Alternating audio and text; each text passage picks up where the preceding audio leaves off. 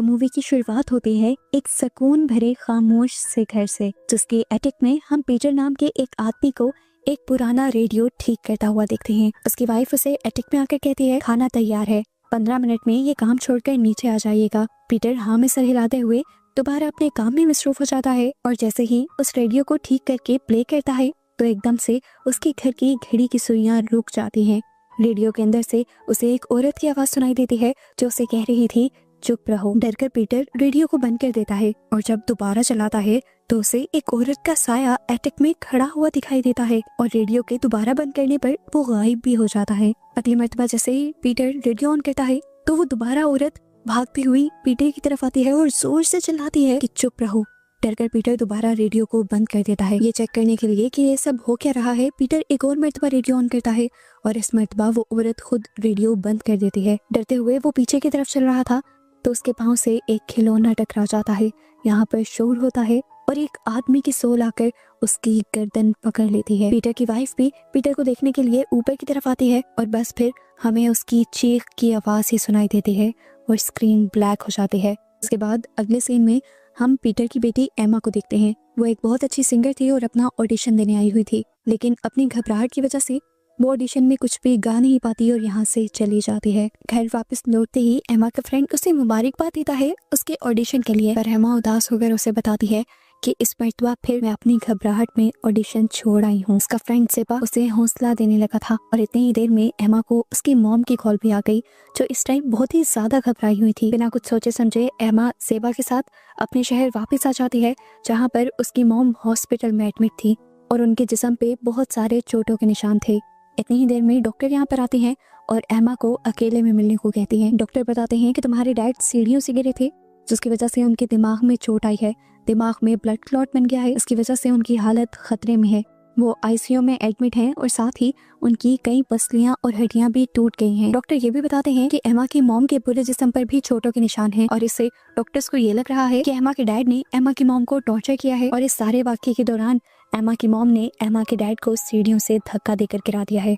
इसी वजह से अब एमा की मॉम को भी अंडर ऑब्जर्वेशन रखा जा रहा था। एमा अपनी मॉम को हौसला देती है और कहती है कि डैड की हालत अब बेहतर है, आज रात आप भी हॉस्पिटल में रहें, कल को मैं आपको घर ले जाऊंगी। घर का नाम सुनते ही एमा की मॉम घबरा गई थी। वो उसे कहती है घर मत जाना। वो उसे ये भी बता देती हैं कि पीटर ने मुझे मारने की कोशिश की थी, लेकिन उस टाइम पीटर के अंदर तुम्हारे डैड नहीं थे, उनकी सोल को किसी और ही चीज ने पोजेस किया हुआ था। एमा को उनकी कोई भी बात समझ नहीं आ रही थी। एमा की मॉम को डरा हुआ देखकर ज़ेबा एमा से कहता है कि हम होटल बुक कर लेते हैं, पर एमा कहती है नहीं, हम अपने घर ही जाएंगे। मैं चेक करना चाहती हूँ कि वहाँ पर ऐसा है क्या जो मॉम इतना घबरा रही हैं। घर आकर वो अपने फ्रेंड को अपना रिकॉर्डिंग स्टूडियो दिखाती है और बताती है कि बचपन से मैं यहीं पर गाती आई हूँ और यहीं पर मैंने अपने डैड के साथ अपना पहला गाना रिकॉर्ड किया था। जिसके बाद वो ज़ेबा को एटिक में ले जाती है, जो उसके डैड की सीक्रेट जगह थी। उनकी हॉबी थी पुरानी चीजें कलेक्ट करके उन्हें ठीक करना, जो काम वो यहाँ पर किया करते थे। इन सारी चीजों को देखते हुए एमा बहुत ज्यादा इमोशनल हो चुकी थी। वो ज़ेबा से कहती है मुझे यकीन नहीं आ रहा कि डैड भी मेरी मॉम को मार सकते हैं। ज़ेबा उसे हौसला देते हुए कहता है जरूर ये सब कोई गलत फहमी है और जल्दी ही दूर हो जाएगी। ये कहकर वो नीचे डिनर बनाने के लिए चला जाता है। इसके बाद वहाँ का टाइपराइटर खुद चलने लगता है और उस पर हेल्प लिखा हुआ आ जाता है। अब ज़ेबा भी घबरा कर एमा को बुलाता है और ये लोग देखते हैं कि उनके घर में मौजूद हर खाने पीने की चीज खराब हो चुकी है। एमा को लगा था कि शायद उनकी मॉम ने काफी अर्सा पहले ये चीजें खरीदी होंगी। अब ज़ेबा खाना लेने के लिए चला जाता है तो एमा रिकॉर्डिंग सुनने लग जाती है। एकदम से उसकी रिकॉर्डिंग बंद हो जाती है। घर का टाइम पहले की तरह ही रुक जाता है और घर सन्नाटे में डूब जाता है। ऊपर पड़ा वो रेडियो चलने लग जाता है और यहाँ एमा के लगाए हुए हेडफोन्स के अंदर आवाज आती है चुप रहो, वो आ रहा है। एमा हेडफोन्स उतार देती है तो उसे रेडियो की आवाज आती है, जिसे जब वो एटिक में जाकर बंद करने ही वाली थी तो उससे पहले ही एक औरत की सोल ने उस रेडियो को बंद कर दिया और एमा बुरी तरह डर गई। एमा कंफ्यूज होकर जैसे ही वो रेडियो ऑन करती है तो उसे दोबारा उस औरत का साया पहले की तरह ही कमरे में खड़ा हुआ दिखाई देता है। जैसे ही एमा रेडियो बंद करती है वो औरत वहाँ से गायब हो जाती है। एमा दोबारा से रेडियो ऑन करती है और इस मर्तबा उस औरत को अपनी तरफ बढ़ता हुआ देखकर वो उस रेडियो को बंद कर देती है। डरते हुए एमा जब नीचे आई तो उसने देखा कि ज़ेबा उसे कॉल कर रहा था। इससे पहले कि वो कॉल रिसीव करती उसके मोबाइल की बैटरी डेड हो जाती है। उसका लैंडलाइन अब रिंग करने लगा था वो डर गई, उसे औरत की आवाज याद आई, शोर मत करो, वो सुन सकता है। इसीलिए उसने फौरन लैंडलाइन को भी उठाकर साइड पर रख दिया। ऐसा करते ही उसके सामने एक आदमी की सोल आ गई, जिसने उसे गले से पकड़ लिया।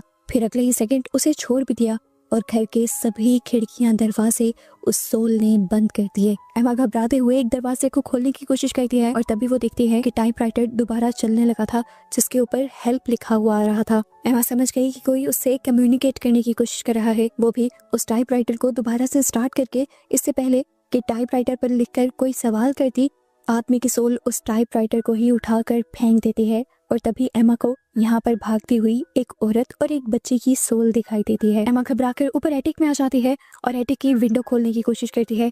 इस दौरान उसका पाँव भी दोबारा एक खिलौने से टकरा जाता है और यहाँ का रेडियो भी ऑन हो जाता है। एमा अपनी आंखों से देखती है कि एक बच्ची की सोल आकर जल्दी से ये रेडियो बंद कर भाग जाती है।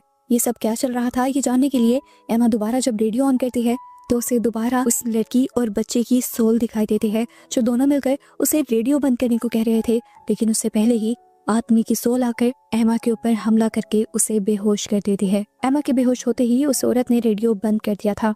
एमा के होश आते ही वो घबरा कर नीचे जाती है और अपना फोन लेकर अपने आप को स्टूडियो में बंद कर देती है। फोन चार्ज होने के बाद वो सबसे पहले ज़ेबा को मैसेज करने की कोशिश करती है, पर स्टूडियो के अंदर सिग्नल्स नहीं थे। देखने को मिला कि ज़ेबा भी घर के बाहर खड़ा हुआ जोर जोर से एमा को ही आवाजें लगा रहा था। अब वो डरते हुए स्टूडियो से बाहर निकलती है और ज़ेबा को कॉल करने की कोशिश करती है, पर ज़ेबा की फोन की आवाज उसे घर में से ही सुनाई देती है। बाहर निकलकर वो देखती है कि ज़ेबा इस टाइम लॉन्ड्री में था और अपना सर पकड़े हुए था। वो बेसमेंट के पिछले दरवाजे से मुश्किल से घर के अंदर आया था और घर में आते ही उसके सर में दर्द होने लगा था।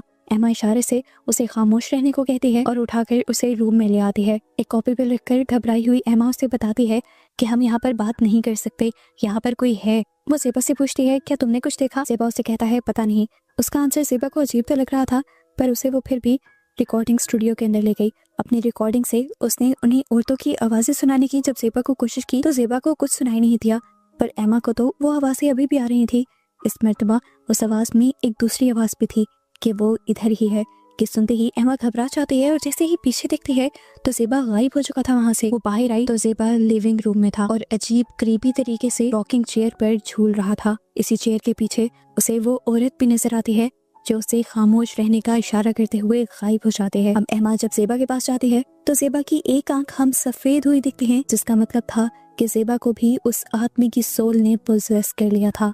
और अब ज़ेबा एमा के ऊपर हमला करने लगता है, उसका गला दबाने लगता है तो ज़ेबा उसके जिस्म पर टांग मारकर अपने आप को छुड़वा लेती है।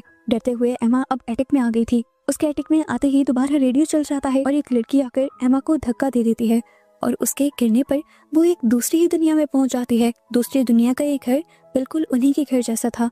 असल में वो बच्ची वियन दिखा रही थी एमा को अपनी पुरानी लाइफ का। उसकी मॉम उसे चुप रहने को कह रही थी क्योंकि अभी कुछ देर बाद उसके डैड घर आने वाले थे, जिनको उन दोनों की आवाजें पसंद नहीं थी। जंग में उनकी एक आंख भी जाया हो गई थी, इसी वजह से अब वो हमेशा गुस्से में रहते थे। इसी वियन में अब वो आदमी भी आ जाता है, जिससे डरते हुए वो औरत खाना सर्व करने लग जाती है। लेकिन वो डर से इतनी ज्यादा घबराई हुई थी कि उसके हाथ से एक प्लेट गिरकर टूट गई, जिसकी आवाज से उस आदमी को इतना गुस्सा आया कि उसने इसकी सजा में जोर से अपनी वाइफ को मारा। वो बच्ची जो ये सब देख रही थी, डरते हुए वो जब पीछे हुई तो उसके हाथ से वो रेडियो गिर गया, जो रेडियो इस टाइम एमा के घर पर था। रेडियो के चलते ही उस आदमी का गुस्सा बढ़ने लगा। उस बच्ची ने रेडियो को बंद करने की भी कोशिश की, लेकिन रेडियो बंद नहीं हुआ। इस गुस्से में उस आदमी ने अपनी वाइफ का गला घोटकर उसे मारने की कोशिश की, जिसे बचाने के चक्कर में जब उसकी बेटी उसके सामने आई तब तक उसकी मॉम मर चुकी थी। बच्चे ने भी एक छुरी उसके दिल में स्टैब कर दी थी और इस दौरान उस आदमी ने अपनी बेटी का गला पकड़ा हुआ था और मरने से पहले वो अपनी बेटी को मार कर मरता है। और ये सब देखते हुए एमा जोर जोर से चिल्लाते हुए रोने लग जाती है। इसी दौरान हम देखते हैं कि एमा अपनी वियन से बाहर आ गई थी, जहाँ पर पोजेस हुआ ज़ेबा उसके ऊपर हमला कर चुका था। पास पड़ा एक खिलौना उठाकर उसके सर में मारती है और अपनी जान बचाकर स्टूडियो में चली जाती है। ज़ेबा भी उसके पीछे जब स्टूडियो आता है तो एमा जल्दी से स्टूडियो से निकलकर उस स्टूडियो को लॉक कर देती है और दूसरे रूम में खड़े होकर स्टूडियो के अंदर गाने बजाने लगती है ताकि ज़ेबा के अंदर मौजूद उस आदमी की सोल को तंग कर सके। अपने आप को बचाने के लिए एमा ने दोबारा अपने आप को आकर ऊपर एटिक में बंद कर दिया था और आने से पहले उसने घर की सारे अप्लायंसेस भी ऑन कर दिए थे ताकि उनकी आवाज़ों से घर में शोर बना रहे। ज़ेबा जो उन आवाज़ों से बुरी तरह तंग आ चुका था, वो स्टूडियो में लगे सारे ही स्पीकर्स तोड़कर स्टूडियो के बाहर आ जाता है यहाँ तक कि एटिक के अंदर भी आ जाता है। एमा अभी भी ज़ेबा को तंग कर रही थी और ज़ेबा के सर में बहुत ज़्यादा दर्द होने लगा था।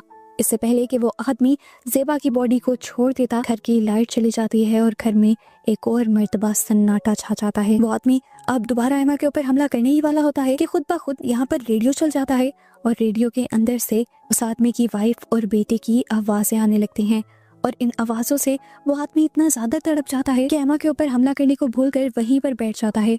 और एमा समझ जाती है कि ये आदमी दुनिया के सारे शोर से कहीं ज़्यादा अपनी बेटी और अपनी बीवी के शोर से नफरत करता है, उनकी आवाज़ों से नफरत करता है। इसी दौरान अब वो लड़की और बच्ची भी एमा के सामने आ जाती हैं और एमा का हाथ पकड़ लेती हैं।